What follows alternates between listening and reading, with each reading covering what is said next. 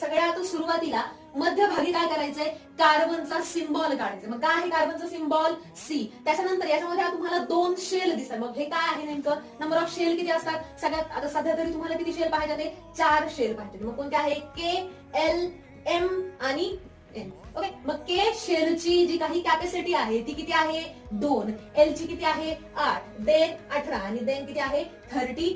Okay, आता आपल्याला काय पाहायचंय, इलेक्ट्रॉनिक कॉन्फिगरेशन. मग पहिली शेल घेतली आपण, पहिली शेल किती कोणती आहे, के. तिची जी काही व्हॅल्यू आहे किंवा तिची जी काही ऑक्युपाय करण्याची कॅपॅसिटी आहे ती किती आहे, 2. मग मी काय केलं, इथं 2 इलेक्ट्रॉन पुट केले. आता 6 मधून 2 गेले, उरले किती आहे बाबा आपले 4. मग ते काय करायचे, ते आपल्याला पुढच्या शेल मध्ये काय करायचे, ते फिट करायचे. ओके, म्हणजेच काय झालं रे, पहिल्या शेल मध्ये नंबर ऑफ तुमचे जे काही इलेक्ट्रॉन आहेत ते किती आहेत, 2. आणि पुढच्या शेल मध्ये नंबर ऑफ इलेक्ट्रॉन किती आहेत, 4. हेच काय झालं तुमचं कार्बनचं इलेक्ट्रॉनिक कॉन्फिगरेशन. ओके, समजलंय सगळ्यांना इलेक्ट्रॉनिक कॉन्फिगरेशन.